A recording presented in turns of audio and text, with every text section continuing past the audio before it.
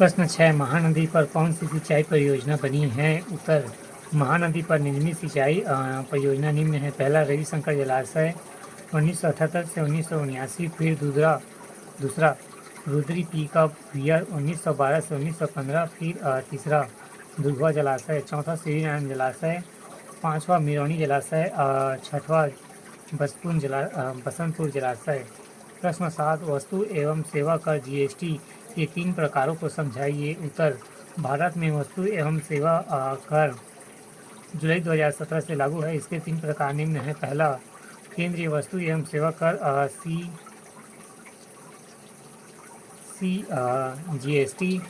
दूसरा, राज्य वस्तु एवं सेवा कर SGST या केंद्र शासित प्रदेश वस्तु एवं सेवा कर UTGST।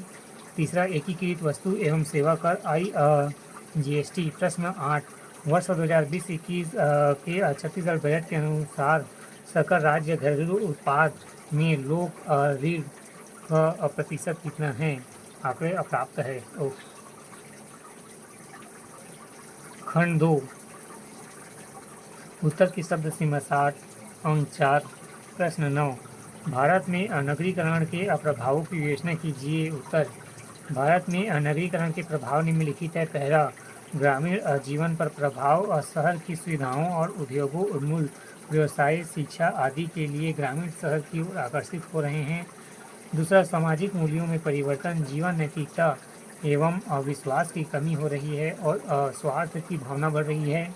तीसरा, मनोरंजन में व्यवसायीकरण, नगरीकरण में मनोरंजन का उद्देश्य पैसा रहा है।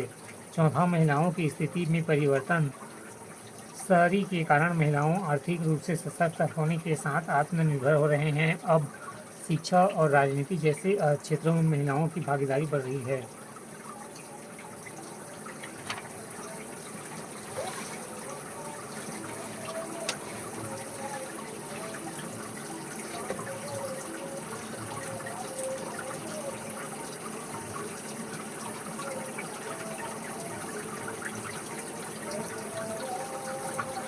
या भारत में नगरीकरण के प्रभाव, पहला ग्रामीण जीवन पर प्रभाव, दूसरा जीवन की कृत्रिमता, तीसरा सामाजिक मूल्यों में परिवर्तन, चौथा धार्मिक जीवन पर प्रभाव, पांचवा मनोरंजन का व्यवसायीकरण, छठवां महिलाओं की स्थिति में परिवर्तन, सातवां सामाजिक संस्थाओं में परिवर्तन, आठवां सेवा क्षेत्र में विकास। प्रश्न 10, भारत में राजकोषीय नीति के प्रमुख उपकरण कौन कौन से हैं? उत्तर, राजकोषीय नीति वह नीति होती है जिसमें सरकार अपने व्यय और आगम के कार्यक्रम को राष्ट्रीय आय उत्पादन तथा रोजगार पर वांछित प्रभाव डालने और अवांछित प्रभावों को रोकने के लिए करती है। इसमें प्रमुख उपकरण निम्न हैं। पहला, करारोपण। करारोपण ही आर्थिक विकास का आधार एवं सरकार की आय का प्रमुख स्रोत है। दूसरा, सार्वजनिक आय। इसका प्रमुख उद्देश्य लोक कल्याण होता है। तीसरा, सार्वजनिक ऋण। यहाँ भी महत्वपूर्ण उपकरण है जिसका लाभ देश की जनता को मिलता है। चौथा, निवेश और विनिवेश नीतियाँ। इन नीतियों के माध्यम से नए उद्योगों की स्थापना की जाती है और पुराने उद्योगों की कार्य व्यवस्था में सुधार किया जाता है। प्रश्न 11, मुद्रा बाजार एवं पूंजी बाजार में क्या अंतर है? उत्तर, मुद्रा बाजार एवं पूंजी बाजार में अंतर के आधार पर पूंजी बाजार एवं मुद्रा बाजार। समय, इसमें पूंजी बाजार इसमें 1 वर्ष से अधिक अवधि के लिए ऋण दिया जाता है। व्यापार, पूंजी बाजार इसमें अंशपत्र, ऋण पत्र एवं बॉन्ड्स का व्यापार होता है। पूंजी व्यापार। नियमन, इसका नियमन SEBI द्वारा किया जाता है। मुद्रा बाजार। समय, इसमें 1 रात के लिए 1 वर्ष से कम अवधि के लिए ऋण उपलब्ध कराया जाता है।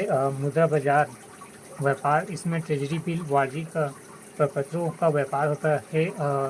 मुद्रा बाजार नियमन, इसका नियमन RBI द्वारा किया जाता है। प्रश्न 12, ग्राम पंचायत द्वारा कौन से कर एवं शुल्क अधोरोपित किए जाते हैं? उत्तर, ग्राम पंचायत द्वारा निम्न 6 अनिवार्य कर के रूप में अधोरोपित किए जाते हैं। पहला, बाजार कर, दूसरा वित्तीय कर, तीसरा भूमि कर, चौथा पशु और धन रजिस्ट्री पर कर, पाँचवा प्रकाश कर, छठवां शौचालय पर कर। इसके अतिरिक्त ग्राम पंचायत पेयजल जल निकासी, बैलगाड़ी, धर्मशालाओं, विश्राम गृहों, चारागाहों आदि पर भी कर लगा सकती है।